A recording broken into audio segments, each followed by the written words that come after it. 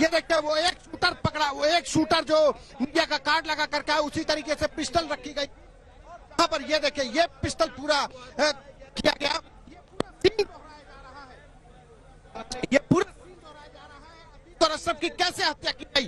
तीनों शूटर अलग अलग डायरेक्शन में हैं।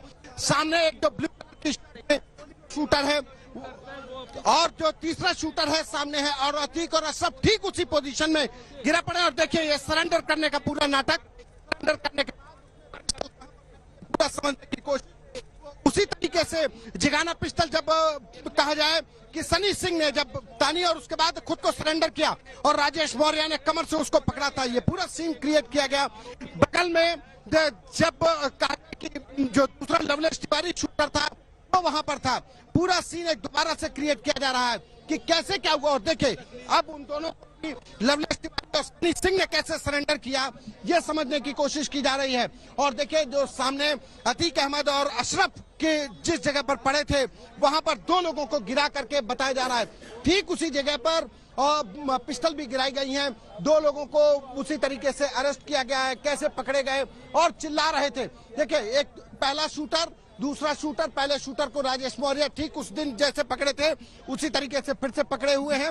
राजेश मौर्य के साथ दो शूटर एक साथ हैं और तीसरा शूटर और दाहिने की साइड में है। यानी कि तीनों शूटरों की पोजीशन क्या थी उसको ठीक से समझने के लिए ये पूरा शूट आउट को किया गया और समझा गया। पूरा एक इसकी वीडियो रिकॉर्डिंग करवाई जा रही है, फोटोग्राफी करवाई जा रही है। तो कहा जा सकता है कि अतीक और अशरफ हत्याकांड को अंजाम देने के लिए क्राइम सीन क्रिएशन किया गया। फॉरेंसिक की टीम यहाँ पर मौजूद है, फॉरेंसिक के जो FSL ये सीधी तस्वीरें अपने आप में दर्शाते हुए कि किस तरह से 15 अप्रैल की 10:30 बजे रात का जो घटनाक्रम था उसे यहाँ पर रिक्रिएट किया जा रहा है अपने आप में। और ये पूरा शूट आउट जिस तरीके से अंजाम दिया गया उसको समझने के लिए पूरा क्राइम सीन क्रिएशन किया गया। जो शूटर था जिसको दबा करके रखा गया था उसको भी पकड़ लिया गया। यानी कि तीनों शूटरों की पोजीशन एक साथ कहां पर कौन था उसको समझने की कोशिश डायरेक्टर FSL की अगुवाई में ये पूरा क्राइम सीन क्रिएशन हो रहा है। और देखिए दो लोग पड़े हुए हैं, अतीक अहमद और अशरफ, ठीक उसी तरीके से उसी भाषा में और साफा बांधे थे उसी तरीके से।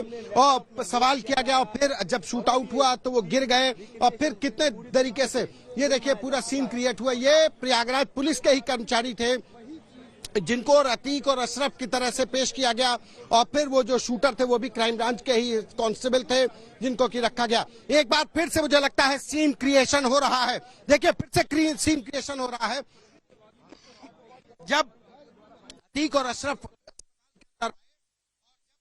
ने सवाल करना शुरू किया, ठीक उसी तरीके से देखिए फिर से दोबारा ये सीन क्रिएट हो रहा है, सीन क्रिएशन किया जा रहा है। अब अतीक और अशरफ जिस पोजीशन में थे, यानी कि अतीक के बगल में उधर दूसरी साइड अतीक और अशरफ, और जो पहली गोली जो मारी गई जो अतीक अहमद को मारी गई उसके ठीक बगल में लाल टी शर्ट में मान सिंह कांस्टेबल जो सादे में मौजूद है, ये वहां पर सुरक्षा में चल रहा था। देखिए ये पोजीशन, पहली गोली कैसे कितने पॉइंट ब्लैंक से मारी गई, ये ठीक पोजीशन उसकी है। जो अतीक अहमद को गोली मारी गई, पहली गोली जो अतीक अहमद को मारी गई थी वो ठीक सटा करके मारी गई, ये पोजीशन में आपको दिखाई पड़ रही होगी।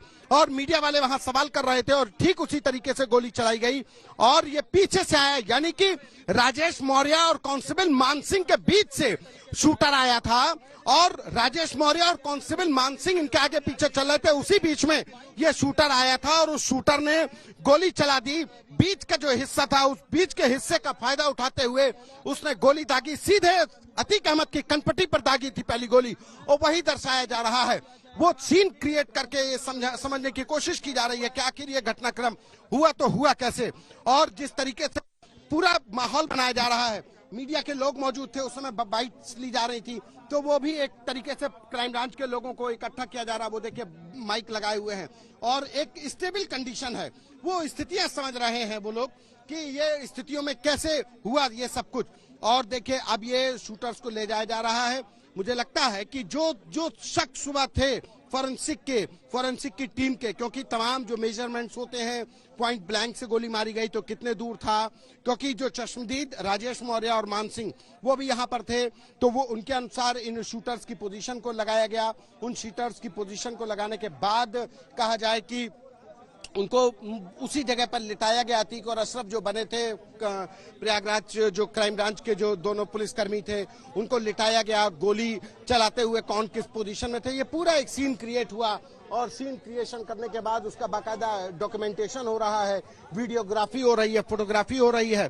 यानी कि फॉरेंसिक की टीमों ने हर एंगल से उस दूरी को समझने की कोशिश की है। और ये देखिए तीसरा शूटर था, उसको भी कोशिश हो रही है, उसको कैसे पकड़ा गया उसको भी दिखाया जा रहा है कि उसने कैसे सरेंडर किया। उसको 2 सिपाहियों ने पकड़ा था और जो गिरी हुई बाइक है उसके ठीक बगल में उसको पकड़ा था। यानी कि तीनों शूटर कैसे गोली मारी और फिर कैसे पकड़े गए, किसकी क्या पोजीशन थी, वो समझने की कोशिश में। ये देखिए एक शूटर ने चूंकि जमीन में गिर करके कहा था सरेंडर सरेंडर, तो ठीक उसी तरीके से गिर करके वो उसको गिराया गया, उसको सरेंडर जिस पोजीशन में किया गया, सिपाहियों ने दबोचा, ठीक उसी तरीके से उसको रखा गया। यानी वीडियोग्राफी फोटोग्राफी पूरी करवाई जा रही है और ये वीडियोग्राफी फोटोग्राफी के जरिए समझा जाएगा कि शूटर्स की पोजीशन क्या थी। ठीक उसी जगह पर शूटर्स को दबोचा गया, खड़ा किया गया, गोली चलवाई गई।